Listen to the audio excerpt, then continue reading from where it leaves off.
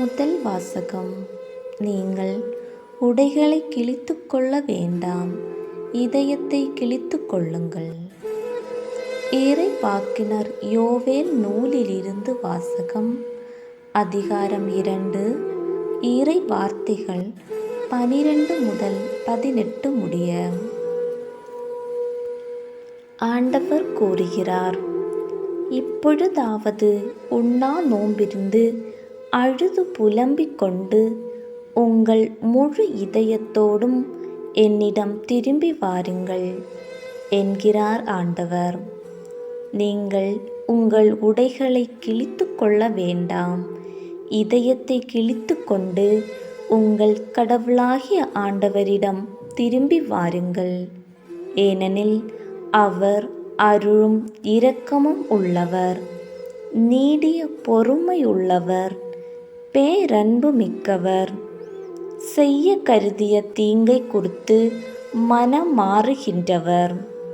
ஒருவேளை அவர் தம் மனதை மாற்றிக்கொண்டு உங்கள் கடவுளாகிய ஆண்டவருக்கு தானிய படையலையும் நீர்மப் படையலையும் நீங்கள் அழிக்குமாறு உங்களுக்கு ஆசி வழங்குவார். இதை யார் அறிவார்?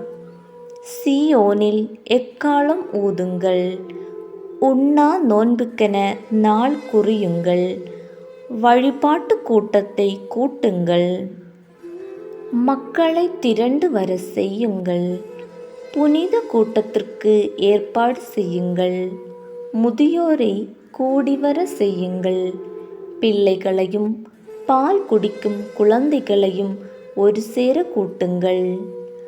மணமகன் தன் அறையை விட்டு வெளியேறட்டும், மணமகள் தன் மஞ்சத்தை விட்டு புறப்படட்டும்.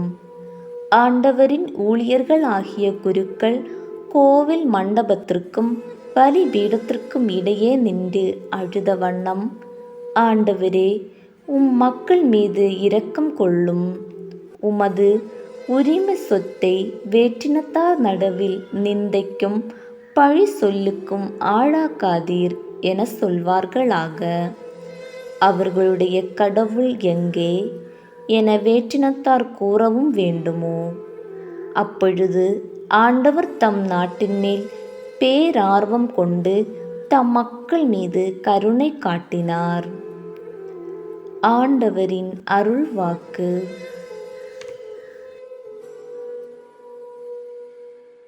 இரண்டாம் வாசகம். கடவுளோடு ஒப்புரவாகுங்கள், இதுவே தகுந்த காலம். திருத்தூதர் பவுல் கொரிந்தியருக்கு எழுதிய 2ஆம் திருமுகத்திலிருந்து வாசகம். அதிகாரம் 5, 20 முதல் 6ஆம் அதிகாரம் 2 வரை உள்ள இறை வார்த்தைகள். சகோதர சகோதரிகளே, நாங்கள் கிறிஸ்துவின் தூதுவர்களாயிருக்கிறோம். கடவுளே எங்கள் வாயிலாக வேண்டுகோள் விடுக்கிறார்.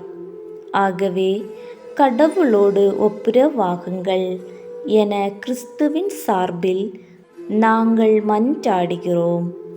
நம்மை கிறிஸ்து வழியாக தமக்கு ஏற்புடையவராக்குமாறு கடவுள் பாவம் அறியாத அவரை பாவ நிலை ஏற்க செய்தார். நீங்கள் கடவுளிடம் இருந்து பெற்றுக்கொண்ட அருளை வீணாக்க வேண்டாம் என அவரோடு இணைந்து உழைக்கும் நாங்கள் கேட்டுக்கொள்கிறோம். தகுந்த வேளையில் நான் உனக்கு பதிலளித்தேன். விடுதலை நாளில் நான் உனக்கு துணையாயிருந்தேன் என கடவுள் கூறுகிறார். இதுவே தகுந்த காலம், இன்றே மீட்பு நாள். ஆண்டவரின் அருள் வாக்கு.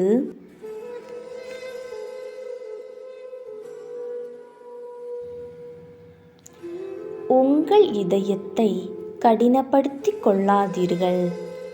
மாறாக ஆண்டவரின் குரலை கேட்பீர்களாக.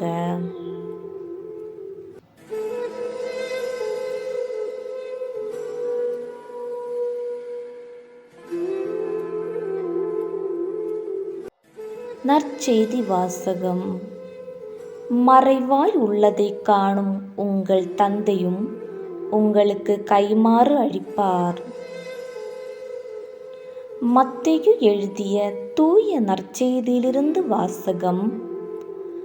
அதிகாரம் 6, இறை வார்த்தைகள் 1 முதல் 6 முடிய மற்றும் 16 முதல் 18 முடிய.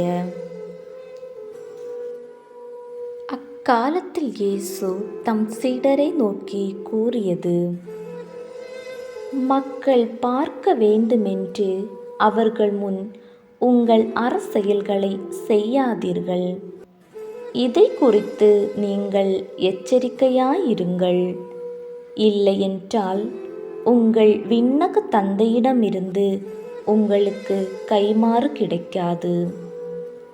நீங்கள் தருமம் செய்யும்போது உங்களைப் பற்றி தம்பட்டம் அடிக்காதீர்கள். வெளி வேடக்காரர் மக்கள் புகழ வேண்டுமென்று தொழுகை கூடங்களிலும் சந்துகளிலும் நின்று அவ்வாறு செய்வர். அவர்கள் தங்களுக்குரிய கைமாறு பெற்றுவிட்டார்கள் என உறுதியாக உங்களுக்கு சொல்கிறேன். நீங்கள் தருமம் செய்யும்போது உங்கள் வலக்கை செய்வது இடக்கைக்கு தெரியாதிருக்கட்டும். அப்பொழுது நீங்கள் செய்யும் தருமம் மறைவாயிருக்கும். மறைவாய் உள்ளதைக் காணும் உங்கள் தந்தையும் உங்களுக்கு கைமாறு அளிப்பார். நீங்கள் இறைவனிடம் வேண்டும் பொழுது வெளிவேடக்காரரைப் போல் இருக்க வேண்டாம். ஏனெனில் அவர்கள் தொழுகை கூடங்களிலும் வீதியோரங்களிலும் நின்று கொண்டு மக்கள் பார்க்க வேண்டுமென இறைவேண்டல் செய்ய விரும்புகிறார்கள். அவர்கள் தங்களுக்குரிய கைமாறு பெற்றுவிட்டார்கள் என உறுதியாக உங்களுக்கு சொல்கிறேன். ஆனால் நீங்கள் இறைவனிடம் வேண்டும் பொழுது உங்கள் உள் அறைக்கு சென்று கதவை அடைத்து கொண்டு மறைவாய் உள்ள உங்கள் தந்தையை நோக்கி வேண்டுங்கள். மறைவாய் உள்ளதைக் காணும் உங்கள் தந்தையும் உங்களுக்கு கைமாறு அளிப்பார். மேலும் நீங்கள் நோன்பு இருக்கும்போது வெளி வேடக்காரரைப் போல முகவாட்டமாய் இருக்க வேண்டாம். தாங்கள் நோன்பு இருப்பதை மக்கள் பார்க்க வேண்டுமென்றே அவர்கள் முகங்களை விகாரப்படுத்திக் கொள்கிறார்கள். அவர்கள் தங்களுக்குரிய கைமாறு பெற்றுவிட்டார்கள் என உறுதியாக உங்களுக்கு சொல்கிறேன்.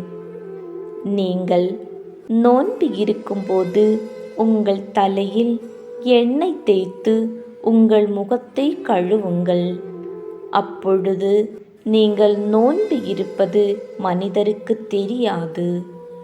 மறைவாய் இருக்கிற உங்கள் தந்தைக்கு மட்டும் தெரியும். மறைவாய் உள்ளதைக் காணும் உங்கள் தந்தையும் உங்களுக்கு ஏற்ற கைமாறு அளிப்பார். ஆண்டவரின் அருள் வாக்கு.